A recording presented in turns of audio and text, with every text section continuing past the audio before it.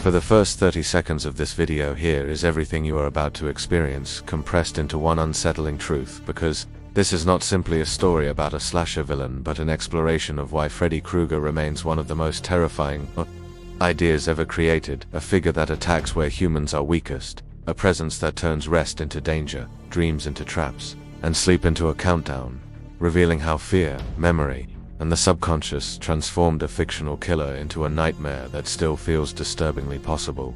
Freddy Krueger was never just another monster stalking dark streets or abandoned houses, because his hunting ground was always closer, quieter, and unavoidable, hidden behind closed eyes, inside minds that believed sleep meant safety. The true horror of Freddy Krueger begins with this inversion of comfort, because every human must sleep, and no amount of strength, intelligence, or preparation can eliminate that necessity, making Freddy terrifying not because of what he does, but because of where he does it. From the moment his myth took shape, Freddy represented the fear of losing control, the idea that consciousness can fail, and expose the mind to something hostile, something patient, something that waits for exhaustion to lower defenses. Dreams already exist in a fragile space where logic bends, time stretches, and identity blurs, and Freddy was designed to dominate that space, using its rules against the dreamer, turning imagination into a weapon and memory into bait. What makes Freddy Krueger uniquely disturbing is how familiar he feels, because nightmares are not rare or exotic experiences,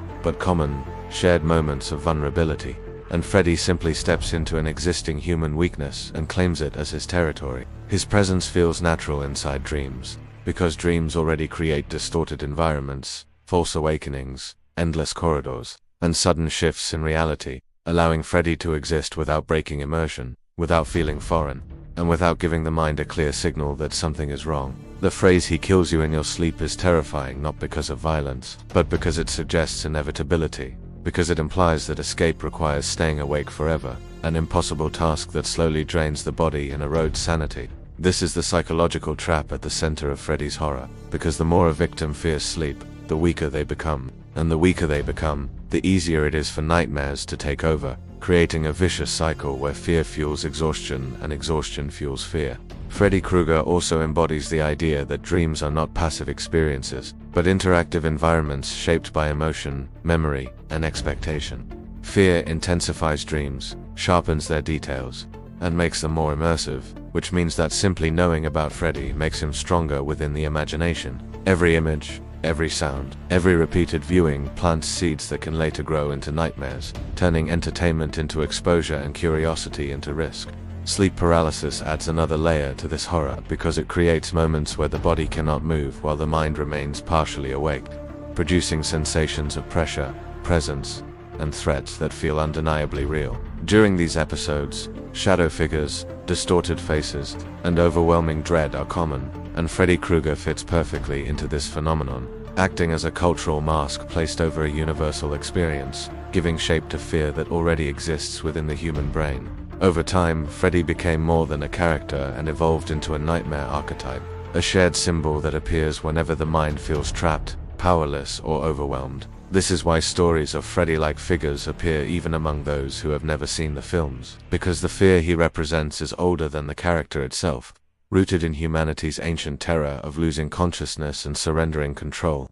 The true horror of Freddy Krueger is that he does not need to be real to succeed, because his power lies in suggestion, repetition, and recognition. Once the mind associates sleep with danger, dreams become hostile territory, and even ordinary nightmares take on new meaning. Feeling targeted rather than random, intentional rather than chaotic, the dreamer begins to question whether the nightmare is responding, adapting, learning, which is exactly the illusion Freddy was designed to create. Freddy's environment is not limited to fiery landscapes or surreal dreamscapes, because he thrives in familiar places, twisted slightly wrong, bedrooms with distorted proportions, schools with endless hallways, homes that refuse to provide comfort.